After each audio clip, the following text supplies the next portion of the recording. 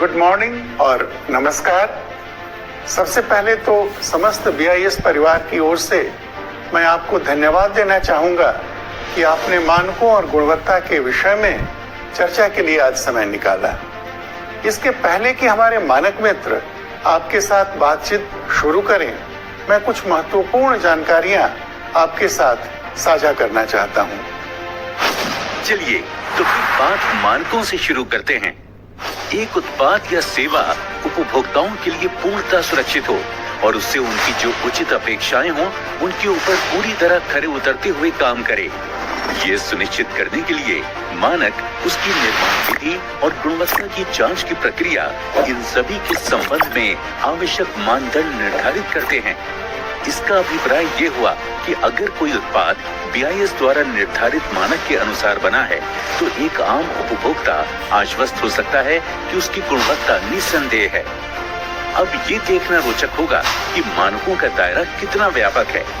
तो हम इस घर में और आसपास नजर डालते हैं। Furniture, AC, fridge, electric iron, पंखे, टीवी, कंप्यूटर, ईंट, सीमेंट, स्टील पाइप, कंक्रीट, सरिया, PVC pipe, paint, plywood, switch, socket, कांच, स्टील शीट, साबुन, detergent, commode, wash basin, mobile phone, helmet, mask, cylinder, gas stove, pressure cooker, steel के बर्तन, aluminium के बर्तन, पानी, दूध, पनीर, घी और शहद। ऐसा कुछ भी नहीं दिखा जिसके लिए BIS ने मानक नहीं बनाए हैं। तो कोई वजह दिखती है कि हम बतौर उपभोक्ता ये अपेक्षा न रखें बाजार में जो भी उत्पाद उपलब्ध हों मानकों के अनुसार बने होने चाहिए। यहाँ एक महत्वपूर्ण सवाल खड़ा हो जाता है कि एक आम उपभोक्ता को पता कैसे चले कि किसी उत्पाद के लिए मानक है या नहीं। ये काम हमने आपके लिए बहुत आसान कर दिया है। BIS की वेबसाइट पर जाएं, ऊपर वाले क्षैतिज बार में नो योर स्टैंडर्ड्स लिखा दिखेगा। सिलेक्ट करें। क्योंकि आपको मानक का नंबर नहीं मालूम है, उत्पाद के नाम वाला विकल्प क्लिक करें और उत्पाद का नाम लिख दें। उससे संबंधित मानकों की पूरी सूची आ जाएगी। और नो योर स्टैंडर्ड्स आपके मोबाइल फोन पर BIS केयर ऐप के जरिए भी उपलब्ध है।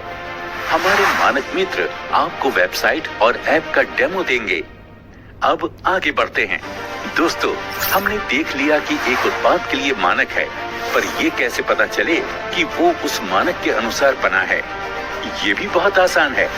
जो उत्पाद मानक के अनुसार बना हो और इस हेतु प्रमाणित हो, अगर वो इलेक्ट्रॉनिक उत्पाद है तो उस पर CRS चिन्ह, और कोई अन्य उत्पाद हो तो उसके ऊपर ISI चिन्ह लगा होगा और उस चिन्ह के नीचे CML नंबर भी लिखा होगा। अब आप कहेंगे ये चिन्ह तो कोई भी लगा सकता है, CML नंबर भी लिख देगा। तो जरा मुझे कहने दें कि अगर ऐसा करेगा तो पकड़ा जाएगा। कैसे? फिर BIS केयर ऐप की ओर मुड़ते हैं। इसके मेन पेज पर कई फीचर्स हैं।